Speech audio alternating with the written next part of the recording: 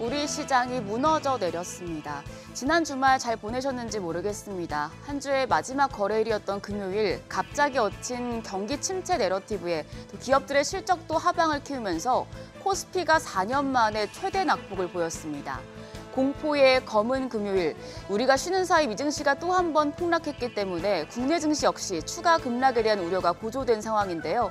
이대로 무너지는 건지 아니면 검은 금요일이 오히려 블랙 프라이데이, 박앤세일로 새로운 매수의 기회가 될지 시장 꼼꼼하게 복귀하시죠.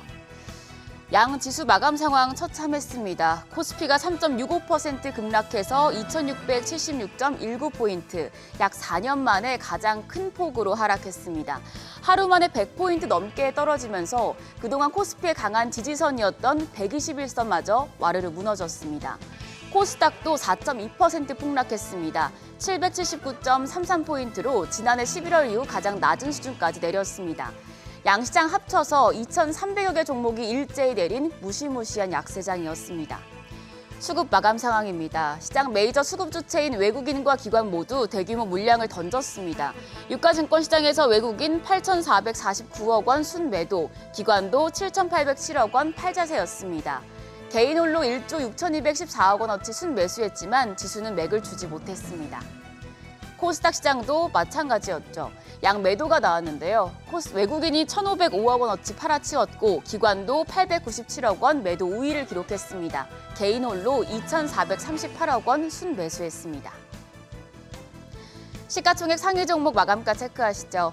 유가증권 시장 대형주 너나 할 거 없이 크게 빠졌습니다. 그나마 LG에너지솔루션이 0.75% 올랐지만 나머지 9개 종목은 일제히 급락했는데요. 특히 우리 증시를 이끄는 반도체 투톱 약세의 골이 깊었습니다. 삼성전자가 4.21% 하락해서 한 달 반 만에 8만전자를 반납했습니다. 종가 79,600원이었고요. SK하이닉스는 10위권 중에 약세골이 가장 깊었습니다. 무려 10.4% 폭락했는데요. 10% 이상 빠진 건 한 13년 만인데 현재 종가 17만 3,200원으로 올해 5월 10일 이후에 처음으로 종가 기준으로 17만 원 선을 하락해서 시장에 충격을 안겼습니다. 그밖에 현대차가 3.75%, 기아가 4.46% 내렸고 셀트리온이 3.2%, KB금융이 5.78% 낙폭을 기록했습니다. 코스닥 시장 상황 역시 심각했습니다. 에코프로비엠이 0.43% 추가 상승하긴 했지만 나머지 2위에서 10위권은 모두 하방 압력을 받았습니다. 알테오젠이 7.52% 급락해서 30만 원 선 다시 반납했고요.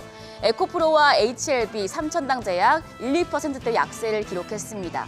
엔캠은 4.5% 하락, 셀트리온제약 거의 9% 가까이 빠지면서 하락폭이 가장 컸고요. 또 리가캠 바이오가 5.2%, 휴젤이 4.46%, 리노공업도 6% 큰 폭으로 하락했습니다. 환율은 올랐습니다. 정기장 마감 시간 기준으로는 5원 올라서 1,371원 20전에 거래를 마쳤습니다. 다만 역외 환율은 1,350원대로 3개월 만에 가장 낮은 수준까지 떨어졌습니다. 미국의 노동시장 지표가 가파르게 둔화하면서 경기 침체 우려가 커졌고 향후 금리 인하 폭이 상향될 수 있다는 기대감에 원화값은 올랐습니다. 오늘 외환시장 약세로 출발할 가능성이 높겠습니다. 경기 침체의 폭탄을 맞은 우리 시장, 이번 주는 반등할 수 있을까요?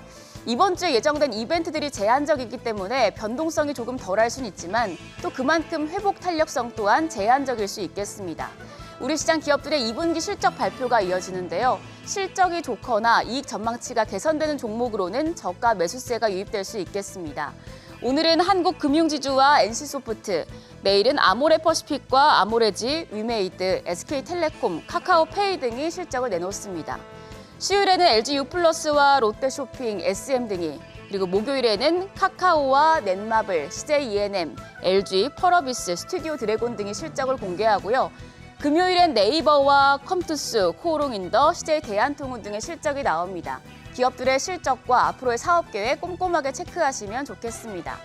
이벤트로는 오늘은 일본은행의 6월 금융정책 결정회의 의사록이 공개되고요. 중국의 7월 서비스업 PMI가 발표됩니다. 일본과 중국의 경제 상황 가늠해 볼 수 있겠고요. 미국에서는 ISM 서비스업 PMI도 밤에 발표가 되니 체크하시길 바랍니다. 내일은 세계 최대 낸드 플래시 행사인 플래시 메모리 서밋이 개최되는데 지금 주가에 큰 타격을 입은 반도체 대표주들이 이번 행사에서 새로운 기술을 공개하면서 반등을 할 수 있을지 주목되고 있습니다.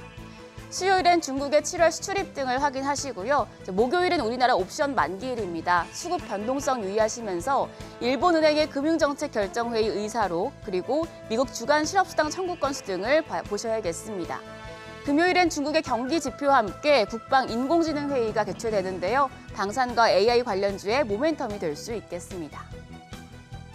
한편 지난주 마지막 거래일 시간의 거래에서는 코로나19 관련주가 올랐습니다. 코로나19가 다시 유행을 하고 있죠. 최근 한 달 사이에 코로나19로 새롭게 입원한 환자가 5배 넘게 늘어난 것으로 알려집니다. 이 소식에 수젠텍과 진원생명과학 등이 상승했는데 오늘장까지 이런 흐름 이어질지 지켜보시죠. 시장 분위기가 우울합니다. 경기 침체 우려에 글로벌 증시가 계속해서 흔들리고 있는데요. 미증시가 또 급락한 터라 우리 시장 오늘 출발 상황 예의주시하셔야겠습니다. 시장의 보릿고개를 잘 넘기길 바라봅니다. 지금까지 어제장 오늘장이었습니다.